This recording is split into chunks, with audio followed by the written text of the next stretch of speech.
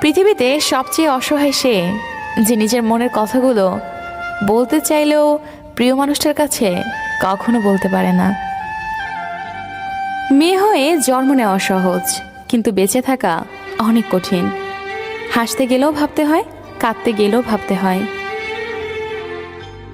রাগ আর তুফান দুটোই থেমে গেলে বোঝা যায় ক্ষতি ঠিক কতটা হয়েছে। চুপ থাকার চেয়ে বড় শাস্তি বোধহয় এই দুনিয়াতে আর কিছু নেই। প্রয়োজন ফুরিয়ে গেলে মানুষের কথা বলার ধরনটাও পাল্টে যায়। তাই লজ্জার কিছু নেই। যারা ভালোবাসতে জানে তারা কাঁদতেও পারে।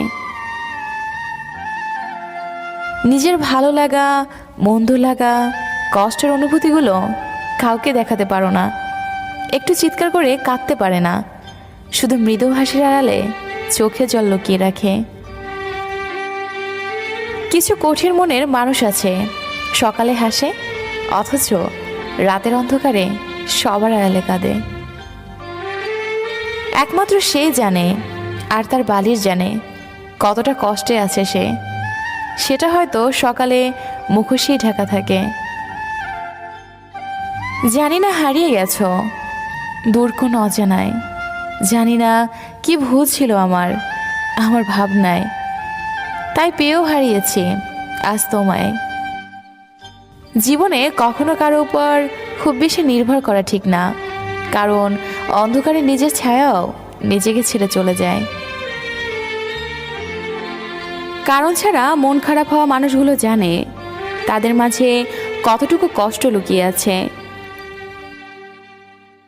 ভালোবাসা পাপ নয়, নিজের সত্যিকারের ভালোবাসো, দেখবে পৃথিবীতে সত্যিকারের ভালোবাসা আছে। বালিশে শুধু তুলোই থাকে না, আবেগ মেশানো হাজারো ফোঁটা নোনা পানিও থাকে, যা কেউ বুঝতে পারে না। কষ্ট মানুষকে পরিবর্তন করে, কষ্ট মানুষকে শক্তিশালীও করে। তাই প্রতিটি কষ্টের অভিজ্ঞতাই আমাদের জন্য নতুন শিক্ষা। প্রত্যেক ভালোবাসায় দুজন সুখী হলেও তৃতীয় একজন অবশ্যই কষ্ট পাবে, এটাই হয়তো পৃথিবীর নিয়ম।